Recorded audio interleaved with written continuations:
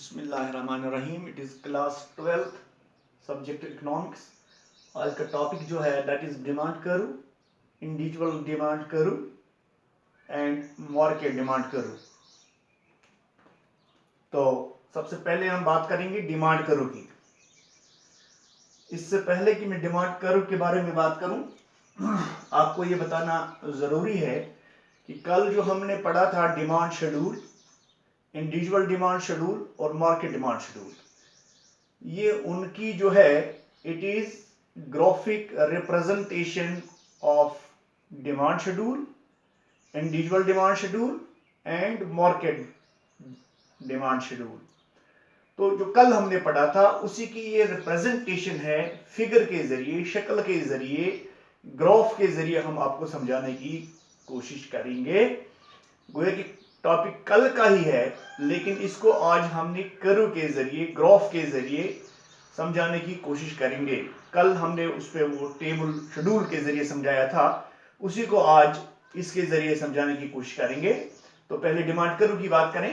Demand curve is simply A graphic representation of demand schedule.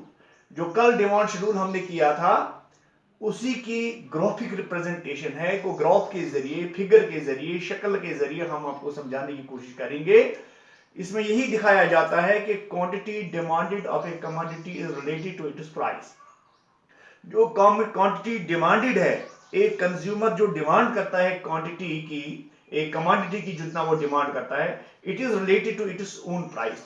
जो commodity की price जो है, उसकी कीमत जो है, उसके हिसाब से कंज्यूमर डिमांड करता है क्वांटिटी उसके हिसाब से करता है। लाइक डिमांड शेड्यूल, जैसे कल डिमांड शेड्यूल में हमने बात की थी, concept of demand curve. Concept of demand curve जो है इट इंक्लूड्स, कल हमने कहा था कंसेप्ट ऑफ डिमांड शेड्यूल, आज हम कर रहे हैं यहां कंसेप्ट ऑफ डिमांड कर्व। तो ये it is includes number 1 individual demand curve and market demand curve. वो डिमांड कर्व जो है, डिमांड शेड्यूल की तरह डिमांड कर्व जो है, इसके भी दो हिस्से हैं। जैसे कल हमने कहा था डिमांड शेड्यूल जो है उसके दो हिस्से हैं, वहां भी इंडिविजुअल डिमांड शेड्यूल था, यहां इंडिविजुअल डिमांड कर्व है, और दूसरा है इसमें market demand curve. Okay, now individual demand curve पे बात करेंगे। Individual demand curve is a curve showing different quantities of a commodity. ये एक ऐसी कर्व है जो हमें दिखाती है कि quantities of different quantities of commodity. एक कमोडिटी जो है उसकी मुख्तलिफ क्वांटिटीज, मिकदार that one particular buyer is ready to bye.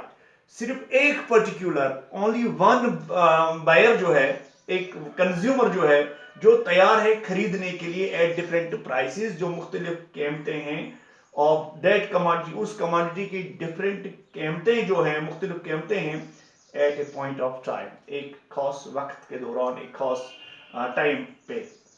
Now इसी को figure 1 shows individual demand curve. अब नीचे शक्ल है दी गई है, फिगर दी गई है, ये इंडिविजुअल डिमांड कर्व हमें बताएगी। In this diagram quantity of commodity is shown on x axis. This is x axis and this is y axis. तो x axis जो है ये हमें दिखाता है क्वांटिटी, यानी कि यूनिट्स, कितनी डिमांड है, क्वांटिटी कितनी है demand. dd is demand curve, this is dd demand curve, this is demand curve. the demand curve, it is a graphic presentation on individual demand schedule. ये ग्राफिक जो पहले ही मैंने शुरू में आपको बता दिया कि ये ग्राफिक प्रेजेंटेशन है एक इंडिविजुअल डिमांड शेड्यूल की, इंडिविजुअल डिमांड शेड्यूल की ये ग्राफिक रिप्रेजेंटेशन है। As in table 1 demand curve slopes downwards. यहां जो है ये डिमांड कर्व जो है ये नीचे की तरफ आती है, नीचे की तरफ आती है ये, it slopes downwards from left to right, left से राइट की तरफ ये नीचे आ जाती है। इंडिकेटिंग, इसका मतलब ये है कि inverse relationship, there is a inverse relationship between own price, means price of the commodity and it is quantity demanded, और कितनी डिमांड है, क्वांटिटी कितनी मिकदार में डिमांड है।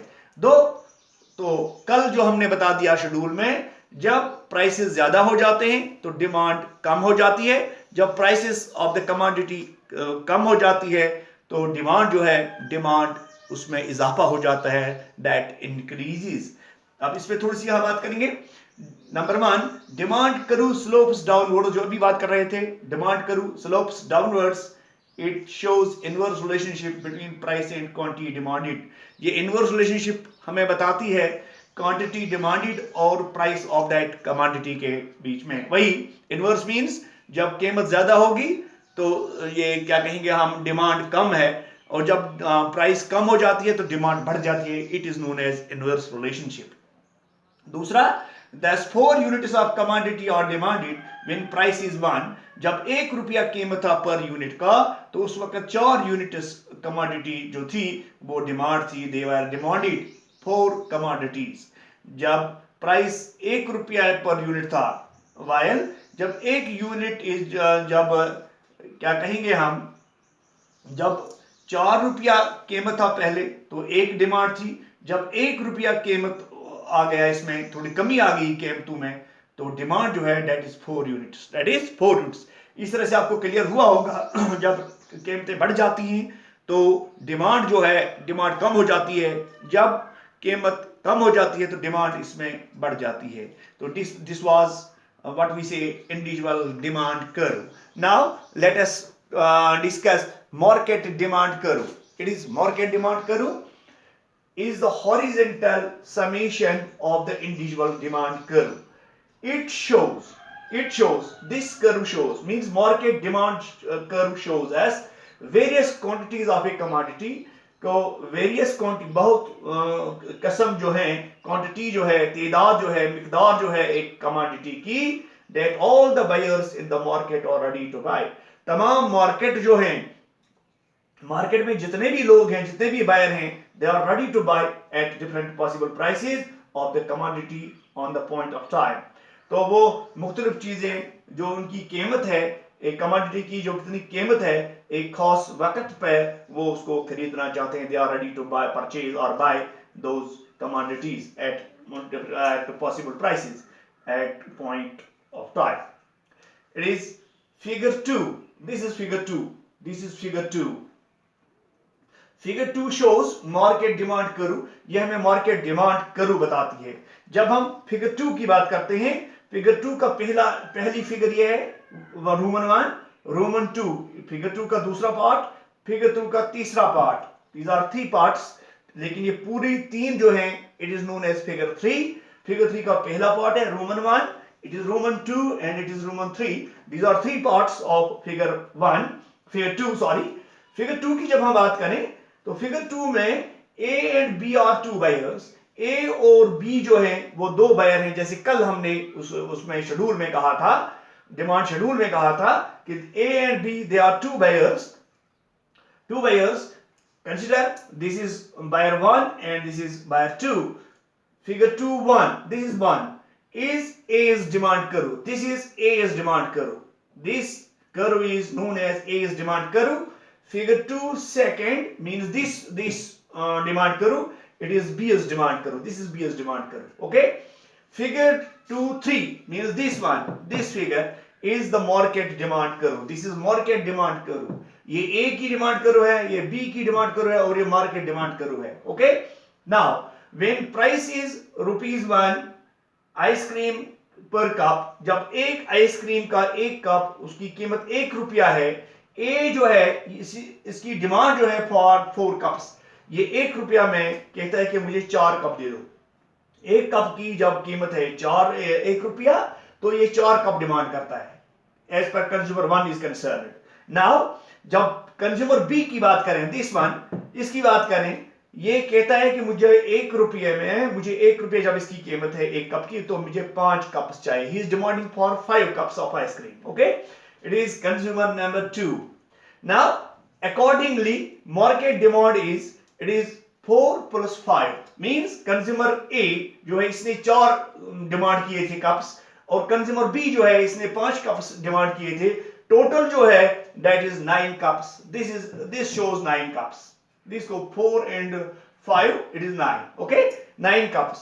When the price is Rs 1 per cup, तब ये ऐसी सूरत है कि 9 कप्स डिमांड हो जाती है। लाइकवाइज व्हेन प्राइस 4 पर कप, जब प्राइसेस में कीमतों में इजाफा हो जाता है तो क्या होता है, 4 रुपया में 1 कप मिलता है, तो क्या होता है, डिमांड इज 1 + 2 दैट इज 3। गोया कि ये कंज्यूमर 1 जो है, कंज्यूमर ए जो है, ये सिर्फ 1 कप डिमांड करता है, और कंज्यूमर बी जो है ये 2 कप्स डिमांड करता है। टोटल कप्स जो है दे आर 3 कप्स। क्यों?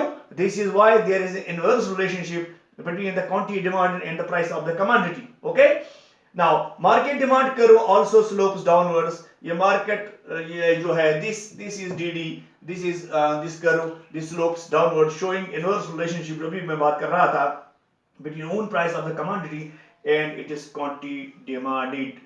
तो एक बार फिर कहूंगा कि जो कल हमने पढ़ा था demand schedule, individual demand schedule और मार्केट डिमांड शेड्यूल, तो उसमें टेबल के जरिए समझाने की कोशिश की थी, और आज जो है आज ये कर्व के जरिए demand curve, individual demand curve और मार्केट डिमांड कर्व के जरिए समझाने आप तक पहुंचाने की कोशिश की। आई होप आपको समझ आया होगा। Thank you.